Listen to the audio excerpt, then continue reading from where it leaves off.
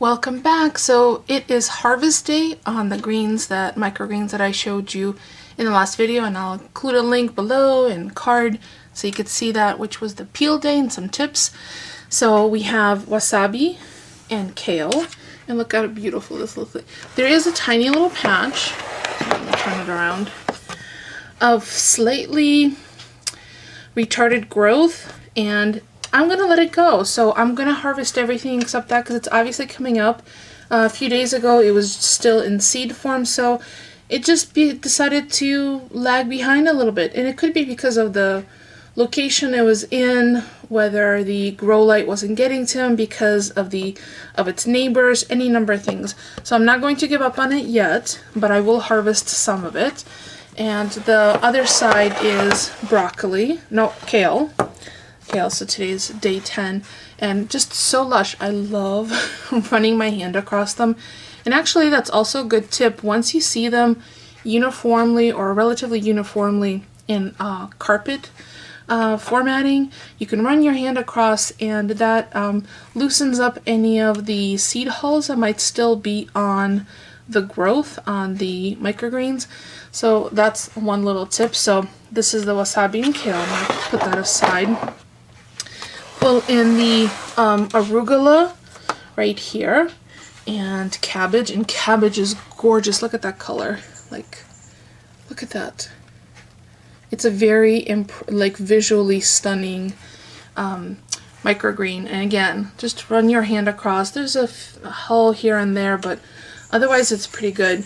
And the arugula, let me explain to you the slightly irregular growth. Again, light exposure. I probably did not rotate the container in ample time for it to get even exposure. I like to rotate it halfway through the day.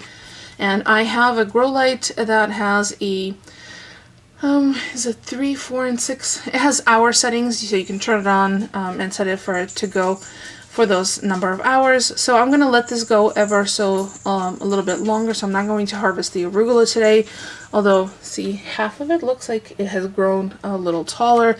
And truth be told, the arugula seed mat is one of the oldest ones I have.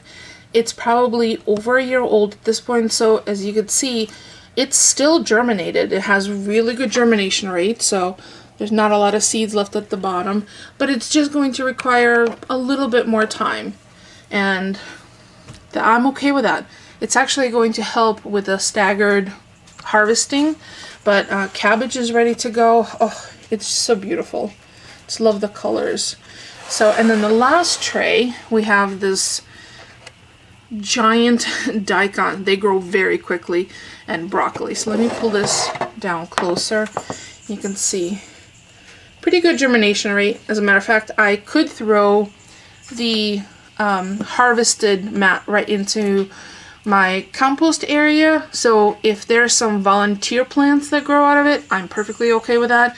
If some of the wildlife wants to enjoy it, and you hear my chihuahua running around in the background, if some of the wildlife wants to enjoy it, by all means.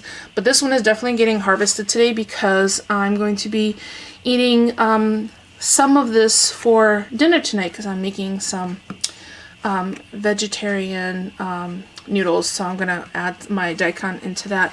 And then the broccoli, as you can see, they all seem to be leaning towards one direction. I just pulled them out from under the light, and they were, you know, the photosynthesis in plants, green plants, they want to find the light, and they lean towards the light, so that's where it was leaning ever so slightly. And again, not a lot of hulls left, pretty good germination rate. And let's take a look at the roots. Look at that.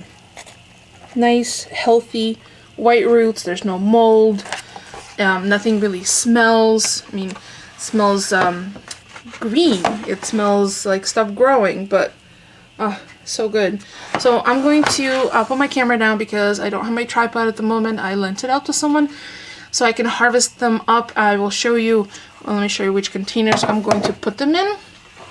I'm only going to harvest some of them. The rest are going to continue getting their little legs grown. So I have berry containers, which have two containers. It's a container within a container. I'm going to line it with a paper towel to wick away the moisture. There's also this longer one that has a little tray at the bottom, also to wick away any moisture. And you can use, like I have a mushroom knife. So if I elevate this to the root level, I could just swipe across that way.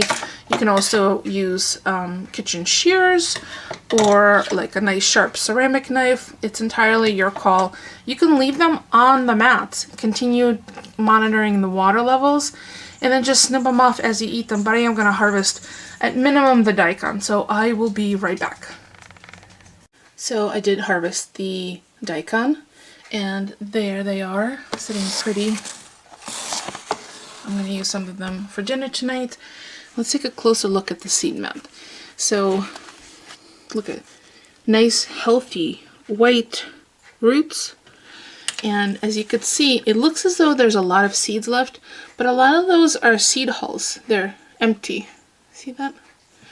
So I'm going to throw this entire thing into my compost area because some of these will become little volunteer plants. So I'm gonna eat this one. It's so crispy and peppery. Not peppery. It's spicy, like a fresh picked radish is out of the ground. We have a garden, so we eat radishes right out of the ground quite often. So as you can see, the mat itself adheres, or the roots pierce through this cocoa layer.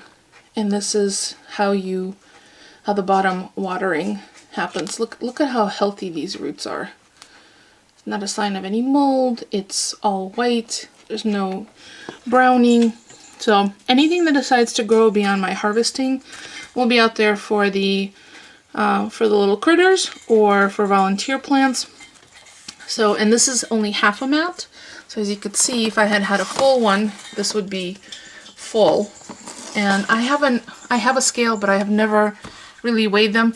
Maybe the next time I have a harvest of a full mat of each of the flavors that I have currently in my stash, I'll do a weight as well, in case you're curious. But yeah, I love being able to grow something at home by myself. So I think I am going to go ahead and harvest the broccoli and the cabbage.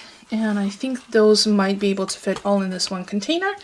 And the rest will continue growing. And if you have any questions, please leave a comment below. I'll be more than happy to answer. If there's enough interest, I could do a separate video if you want to see the initial stage of where they're watered or placed in.